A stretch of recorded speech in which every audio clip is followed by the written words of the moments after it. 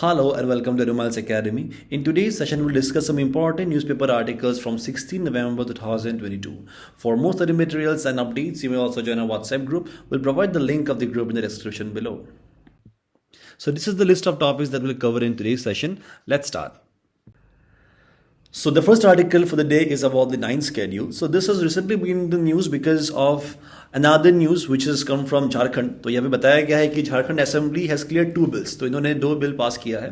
But this changes will come into force only after the center carries out amendments to include this in the 9th schedule of the constitution. So here you can see it's the chief minister of Jharkhand. So who is basically celebrating because of the passing of the bill. ठीक है. लेकिन ये जो bill है या आप कह सकते हो ये जो पास किया गया है 2 bill. Now this will only come into action या it will only become an act after the center it carries on amendment in the 9th schedule. ठीक है. तो इसी के बारे में हम बात करेंगे 9th schedule के बारे में.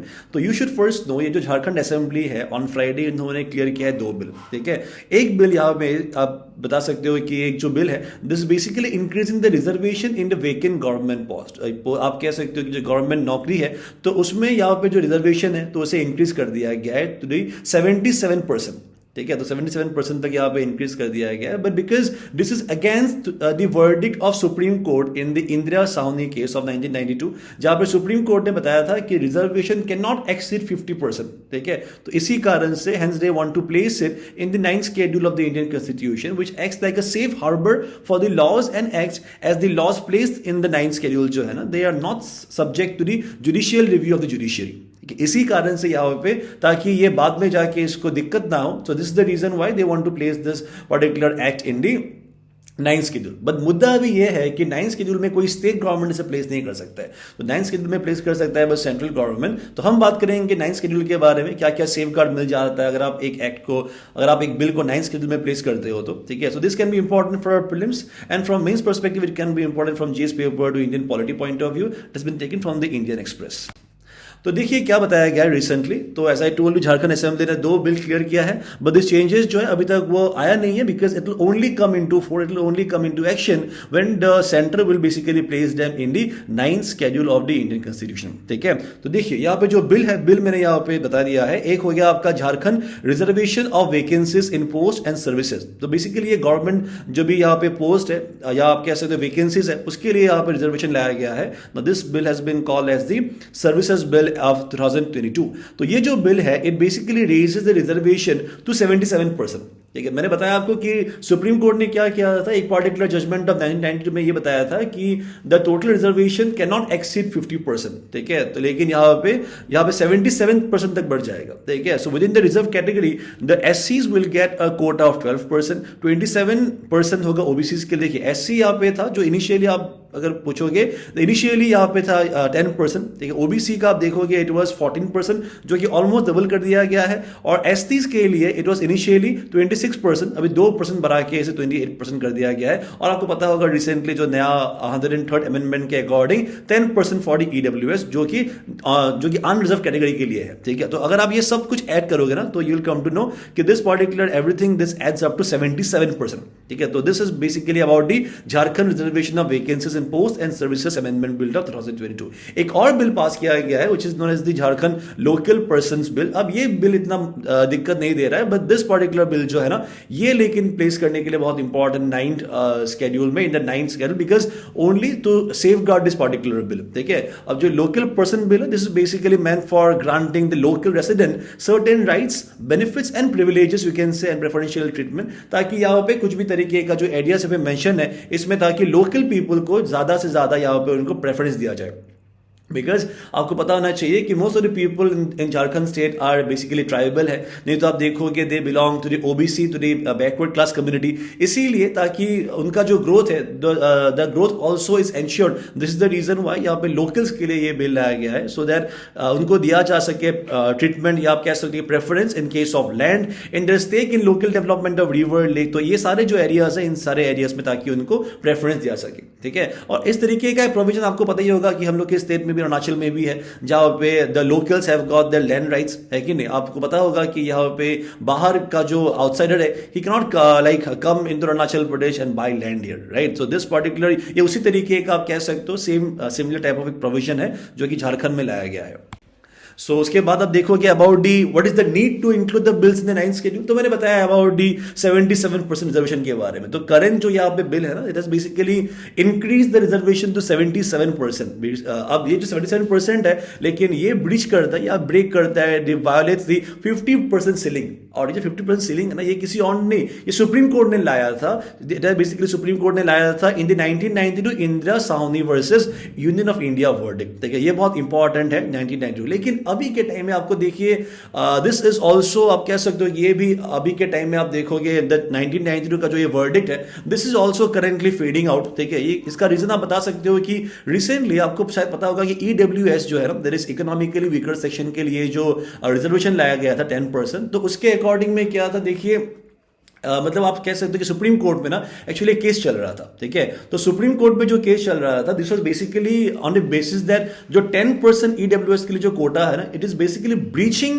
द 50% जो यहाँ पे सीलिंग लिमिट है ना, तो उसको ऑलरेडी ब्रीच कर रहा है। ठीक है, but again Supreme Court had actually recently upheld the EWS quota. ठीक है, उन्होंने बताया है कि it is not unconstitutional at all, it is completely valid. ठीक है, which is also set to breach the 50% upper limit, ऐसा माना गया था, बट करेंटली सुप्रीम कोर्ट ने कह दिया है कि ऐसा कुछ नहीं है। It viewed that 50% जो रूल है ना, which has been formed by the Supreme Court in the Indira Sahni judgment case in 1992 में, सुप्रीम कोर्ट ने अभी कहा है कि it was not inflexible। ठीक है, यहाँ पे टर्म यूज किया है, इट इज नॉट इनफ्लेक्सिबल। तो इसी कारण से आप कह सकते हो it is currently fading out only. So however placing a legislation in the 9th schedule जो है shield it from the judicial scrutiny. तो अगर आप ये यहाँ पे 9th शेड्यूल में डाल देते हो ना, तो क्या हो जाता है, it is basically it will be a safeguard against any kind of judicial review और scrutiny.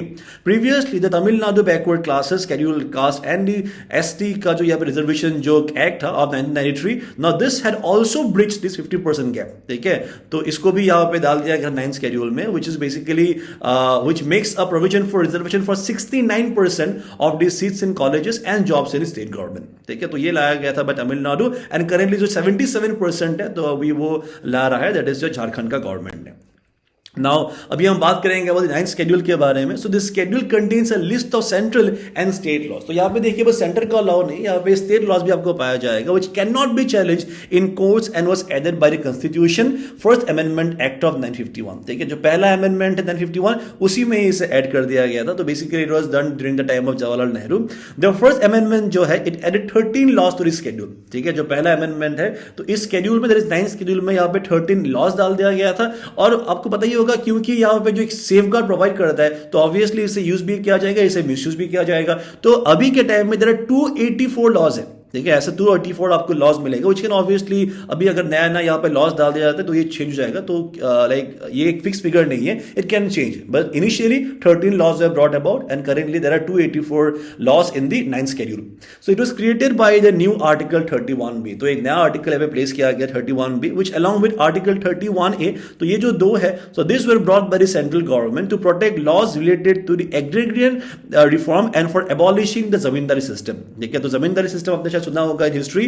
So this was basically applicable during the time of Mughal and also Britisher, but different होता है मुगल का जमींदारी एंड आप देखोगे ब्रिटिशर का जमींदारी system. सो अब अगर britisher का बात करोगे, it was brought about by Lord Cornwallis ने इसे इंट्रोड्यूस किया था zamindari system under the permanent settlement act. ठीक है, तो बेसिकली जो सिस्टम है, the system recognize zamindars as land owners who then let out their lands to tenants. Farmers आप कह सकते हो, फार्मर्स को यहाँ पर रेंट देते हैं in return of a share of the produce. तो यहाँ पे एक फिक्स प्रोड्यूस फार्मर्स को देना पड़ता है to the zamindars, and zamindars what would they would do is that the zamindar in turn had to pay a fix sum to the British government. ठीक है, तो इस केस में लेकिन क्या हो गया था, this led to a lot of exploitation of the peasants. This is the reason why this had been done away after like through the first amendment से, और इसीलिए यहाँ पे 31 और 31B लाया था। ठीक है, 31A जो है it extends protection to a classes of law। ठीक है, यहाँ पे आपको classification of law मिलेगा, और 31B जो है it basically shields specific laws or enactment। ठीक है, यहाँ पे specific laws है, और 31B ये जो A है इसमें मिलेगा वो classes of law। So while most of the laws protected under this schedule concern agriculture and land issues, तो normally यहाँ पे जो भी सारे आप देखोगे लॉज है, तो आप देखोगे ये एग्रीकल्चर है, लैंड इश्यूज है। लेकिन देखिए अभी का जो लॉ जो झारखंड ने पास किया है, it is not about agriculture, it is about reservation, right. तो इस तरीके से आप यहाँ पे ऐसा नहीं है कि it is only limited to agriculture और land issues, you will find the other subjects also. ठीक है, जो 284 सब्जेक्ट है, it is not just limited, but yes maximum are based on agriculture and land issues only. उसके बाद अगर हम यहाँ पे देखेंगे आर्टिकल 31B जो it is very important to know that it has also got a retrospective operation. इसका meaning ये होता है कि मान लीजिए कि आज के टाइम में अगर गवर्नमेंट ने कोई लॉ को बोल दिया है कि इट इज अनकॉन्स्टिट्यूशनल, ठीक है, बोल दिया है कि it is violating the basic structure, या सॉरी गवर्नमेंट तो नहीं कह सकता है, लेकिन गवर्नमेंट ने कोई लॉ पास किया है लेकिन कोर्ट ने बता दिया कि ये जो लॉ है it is unconstitutional in nature. ऐसे केस में देखिए गवर्नमेंट क्या कर सकता है, गवर्नमेंट उस लॉ को यहां पे प्लेस कर सकता है 9th शेड्यूल। मतलब आप कह सकते हो कि पास्ट में जाके भी इसे प्लेस किया जा सकता है, और अगर इसे प्लेस कर देते हैं then it will not be subjected to judicial review. I hope you got my point, right. तो यहां पे बताया गया है कि if laws are inserted in the 9th schedule, ठीक है, तो after they are declared unconstitutional, अगर मान लीजिए कि सुप्रीम कोर्ट ने कह दिया कि लॉ अनकॉन्स्टिट्यूशनल है, इट इज नॉट, आप कह सकते हो it is not in line the provision of the constitution, उसके बाद भी अगर इसे प्लेस किया जाता है 9th schedule, they are considered to have been in the schedule since their commencement, ठीक है, एंड दस ये क्या हो जाता है, ये वैलिड हो जाता है, ठीक है। And although article 31B it excludes the judicial review, the apex court जो है supreme court has said in the past that even laws under the 9th schedule would be open to scrutiny or judicial review, we can say, if they are violated, यहाँ पे दो important चीज है, that is fundamental right or the basic structure of the constitution. So there is basically a basic structure doctrine. तो अगर वो मान लीजिए ऐसा कोई भी लॉ है, ठीक है, वो 9th शेड्यूल में हो या नहीं हो, अगर वो बेसिक स्ट्रक्चर के साथ अगर वो कुछ खिलवाड़ कर रहा है ना, उस केस में लेकिन the law can be described as, आप कह सकते हो, as null and void by the Supreme Court, ठीक है। अभी जो बेसिक स्ट्रक्चर डॉक्ट्रिन है ये फर्स्ट आया था by a very landmark judgement. इस केस को कहा जाता है Kesavananda Bharati case versus state of Kerala. So this is basically of 1973, ठीक है। सो बेसिकली इस कोर्ट में क्या हुआ था, इस केस में the court introduce a new concept of the basic structure of the Indian constitution, ठीक है, और यहां पे ये कहा गया था all provisions of the constitution can be amended, सब कुछ यहां पे अमेंड किया जा सकता है, प्रीएम्बल कह दीजिए या कहीं पर भी यहां पे अमेंडमेंट किया जा सकता है, but those amendment which will abrogate और टेक अवे द एसेंस, ठीक, एसेंस मतलब जो यहाँ पे मेन फिलॉसफी है और basic structure of the constitution which include fundamental rights are fit to be struck down by the court as they would be called as, आप कह सकते हो कि they would be violative of the basic structure और they can be termed as null and void, ठीक है। तो वो 9th शेड्यूल में अगर रहता भी है ना तभी भी लेकिन यहां पे सुप्रीम कोर्ट उसे रिव्यू कर सकता है अगर in case it is violating the basic structure और the fundamental rights of the Indian constitution. तो इसी टॉपिक के बेसिस पर एक प्रीलिम्स प्रैक्टिस क्वेश्चन है। If you got whatever I told you please answer in the comment section. The next article is about the 19th ASEAN India Summit. So here you can see in the picture it is Jagdeep Dhankar, that is the Vice President of India. So he is representing India in this particular summit mein.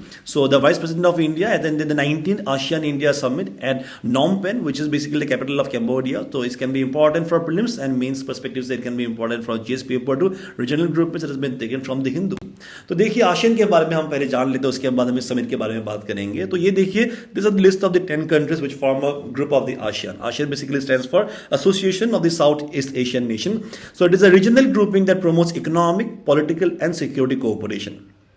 ये जो है जो ASEAN grouping है, it was established in 1967 में, ये Bangkok में establish किया गया था थाईलैंड में with the signing off the ASEAN declaration, ठीक है। इसे बैंकॉक डिक्लेरेशन भी कहा जाता है। कभी आपको एग्जाम में पूछेगा कि इससे क्या बॉडी एस्टैब्लिश हुआ था, it was ASEAN by the founding fathers of the ASEAN. यहाँ पे देखिए 5 मेंबर्स वे देयर, ठीक है, जो फाउंडिंग फादर्स है there were basically 5, there is Indonesia, Malaysia, Philippines, Singapore and Thailand, और बाद में इसे और 5 ज्वाइन कर लेते हैं. इट्स चेयरमैनशिप जो है रोटेट्स एनुअली. तो इस बार जो चेयरमैनशिप है it is basically with Cambodia, जो लास्ट ईयर में अगर आप देखोगे इट वाज विद ब्रूने, ठीक है. और क्योंकि ये जो अल्फाबेटिकली ये पास होता है, so next time there is most perhaps आप कह सकते हो कि it will be most evidently it will be with Indonesia, ठीक है. तो चेयरमैनशिप जो है ये हर साल बदलता रहता है according to the alphabet. ASEAN countries have a total population of 650 million का population and a combined GDP of $2.8 trillion, ठीक है, which is a very vast share of आप कह सकते हो कि द ग्लोबल इकोनॉमी, राइट. तो मेंबर्स का अगर हम यहाँ पे बात करेंगे, there basically the 10 south Asian states, that is Brunei, Cambodia, Indonesia, Laos, Malaysia, Myanmar, the Philippines, Singapore, Thailand and Vietnam, ठीक है. So they are basically grouped into one organization called the ASEAN Group. India, remember, it is not a member of the ASEAN Group, ठीक है. ये partner है but member नहीं है. हम आगे बात करेंगे इंडिया के बारे में, but you should know about the ASEAN का जो members है ना, ये kindly आप याद कर लीजिएगा. उसके बाद अगर हम बात करेंगे हाइलाइट्स के बारे में, तो देखिए यहाँ पे जो समिट हुआ है, समिट में बात किया गया है about the act east policy. So act east policy के बारे में शायद आपने सुना होगा, which is basically replacing the look east policy.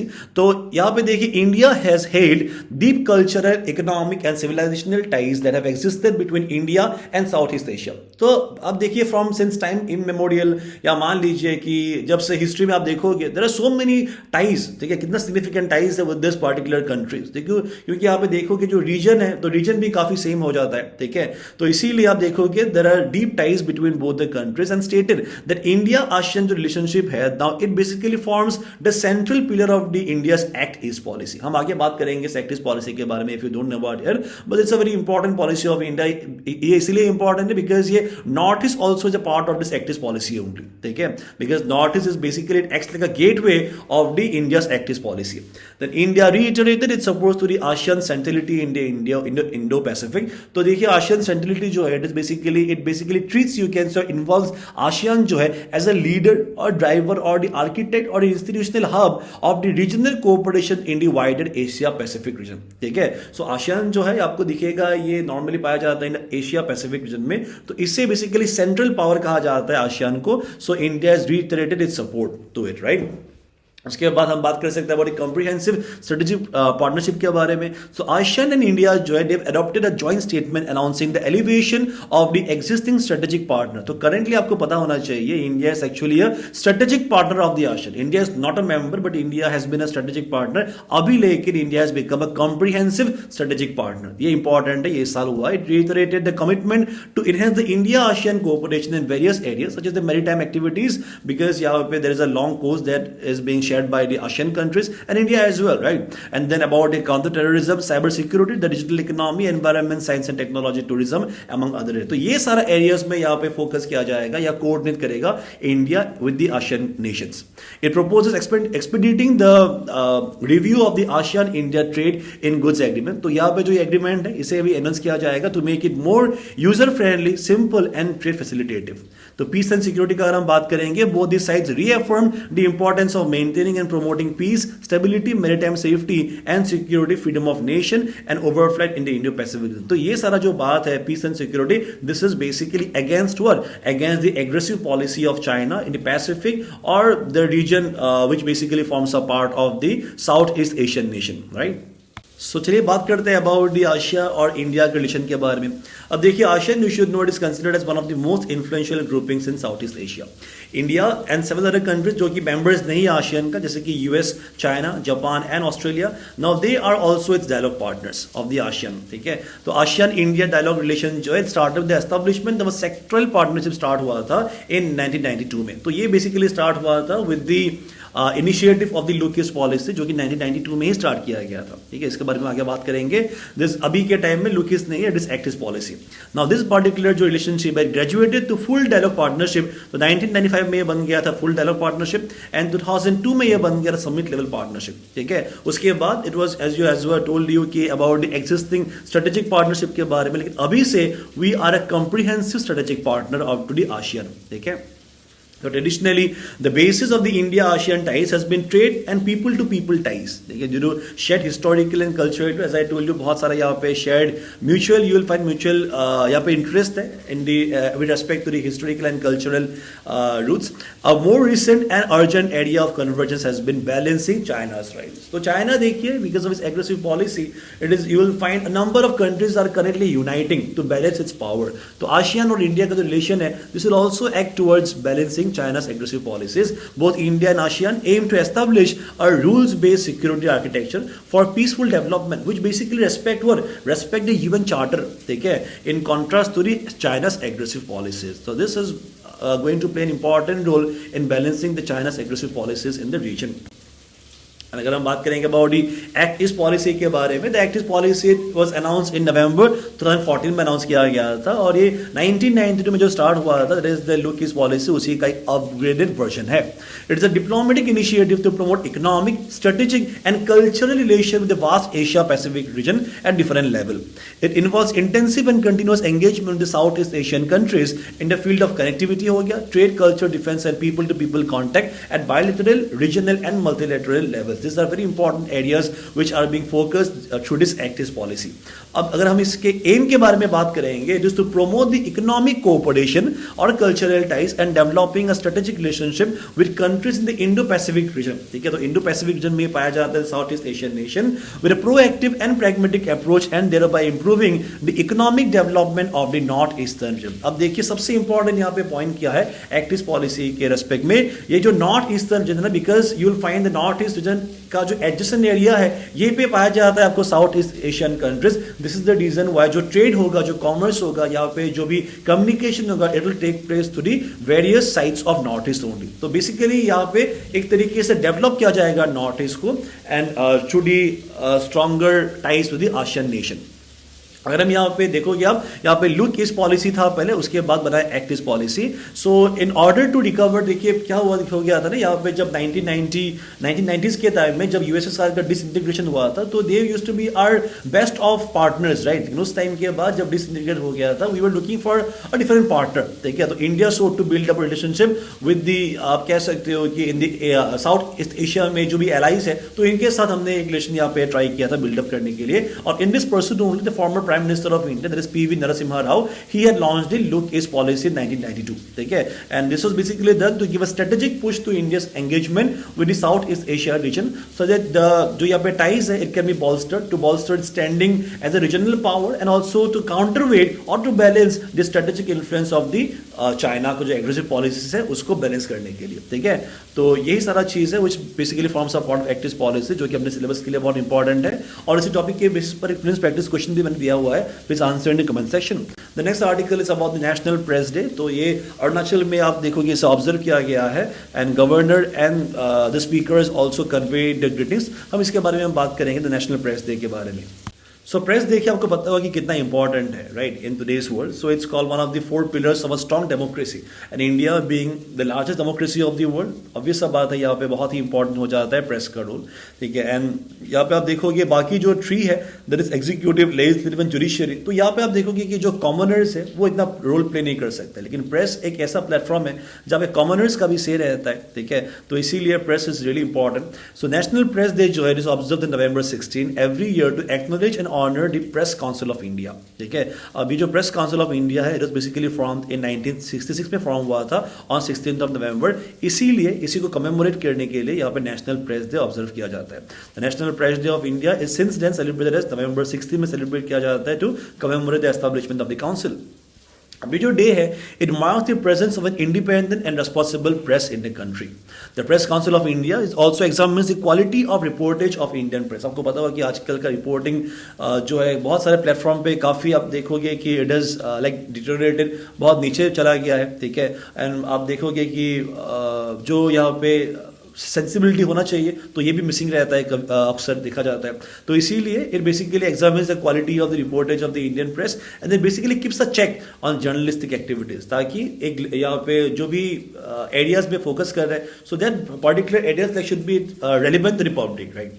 So independent press is often called the voice of the voiceless, a connection between the all powerful rulers. तो देखिए society को आप डिवाइड करोगे, तो आप यहाँ पे डिवाइड कर सकते हो एक रूलर्स में और एक रूल्ड में. तो रूलर्स आप देखोगे they are all powerful in nature, because उनको हमने वोट किया, राइट. और रूलर्स में, और अगर आप देखोगे रूल में, there often downtrodden in nature. तो इसीलिए it acts like a medium between them.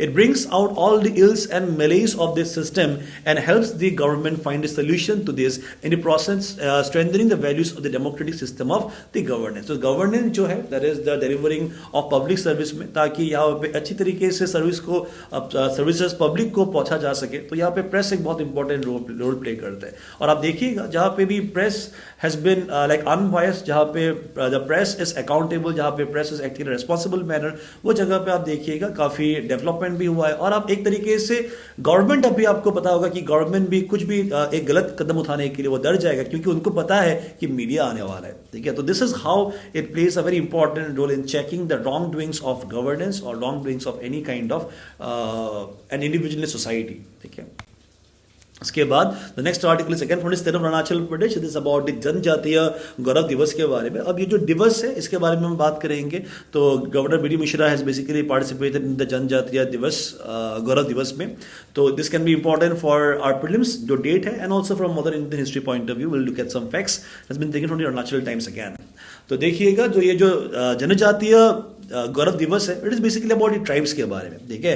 So it will be celebrated every year to recognize the efforts of the tribals in the preservation of cultural heritage and promotion of the Indian values of national pride, valour and hospitality. तो आप देखोगे ये basically आप कह सकते हो through this day the efforts और the contribution, the achievement of the tribal communities are being observe, ठीक है। They held several tribal movements. अब अगर हम यहाँ पे बात करेंगे ट्राइबल्स के बारे में, तो ट्राइबल्स आप देखोगे दे आर वेरी सब्सटेंशियल और they basically play a very significant role in various movement, ठीक है। आप देखोगे बहुत सारा मूवमेंट जैसे कि भिल अपराइजिंग हो गया, हिस्ट्री में आपको अपने शायद सुना होगा अबाउट दी कोल अपराइजिंग के बारे में, अबाउट संथल अपराइजिंग के बारे में, तो मुंडा रिबेलियन के बारे में। सो हिस्ट्री के लिए बहुत इंपॉर्टेंट है, and this were all tribal movements only, ठीक है, which are basically targeted against the British colonial rule. So these tribal communities include Tamars, Santals, Khasis, Bhils, Mizos and Kols to name a few. और 15 नवंबर का जो दिन है ना, it also marks the birth anniversary of Birsa Munda, ठीक है। तो this you can say it is Birsa Munda, so who is revered as god by the tribal communities. तो वो भगवान जैसे उनको मानते हैं, जो भी ट्राइबल कम्युनिटीज है ना across India, they believe him to be a god, ठीक है। अब क्यों मानेंगे, क्यों मानते हैं, अब देखिए it is basically because of the Munda rebellion के कारण, ठीक है। मुंडा रिबेलियन जो था, it was a period of from 1899 से 1900 में। तो ये बेसिकली वाज बिरसा मुंडा जो है इनका लीडर थे, ठीक है। सो Birsa Munda, you should know, he belonged to the Munda tribe of the छोटा नागपुर प्लेट्यू। तो छोटा नागपुर प्लेट्यू जो है, उस टाइम में आप देखोगे ब्रिटिशर्स के टाइम में, ये जो period it is about British India का टाइम, तो ब्रिटिश इंडिया के टाइम में mostly belong to the Bengal presidency, ठीक है। लेकिन उस टाइम अगर हम अभी के टाइम में बात करेंगे, सो जो रीजन है it basically is a part of a various state, ठीक है। और ये जो बिरसा मुंडा का जो रीजन है ना, it was basically in Jharkhand now, ठीक है। So Munda rebellion is one of the prominent 19th century tribal rebellions which took place in the subcontinent of India. और भी हम यहाँ पे मूवमेंट के बारे में बात कर सकते हैं which were targeted against the Britishers. For example a movement by Rani Gaidinliu, आपने शायद नाम सुना होगा, she is a very young girl, she was a Naga spiritual and political leader, was I think 13 years of age, who led a revolt against the British rule in India, और उनको jail term भी उनको award किया गया था इसके लिए, ठीक है। तो ये जो ट्राइबल अपराइजिंग्स है, इनके बारे में अच्छे से जान लीजिएगा, they are very important from the modern Indian history point of view. और ये सारा क्वेश्चन मैंने पूछा था कल के वीडियो में। Let's look at the answers. So the answers, so if you burn the residue of crop और biomass, it will basically emit carbon monoxide, methane, ozone, sulphur dioxide, every kind of the gases will be emitted. उसके बाद अगर हम बात करेंगे dengue के बारे में, डेंगू के लिए देखिए the genus called aedes is responsible for this of mosquito. And इसके बाद अगर हम नेट्री डो के बारे में बात करेंगे, इट बिलोंग्स टू द आका community. So for now, that was all from our side for this session. Thank you so much for joining, and we'll meet the next one. Bye bye and take care.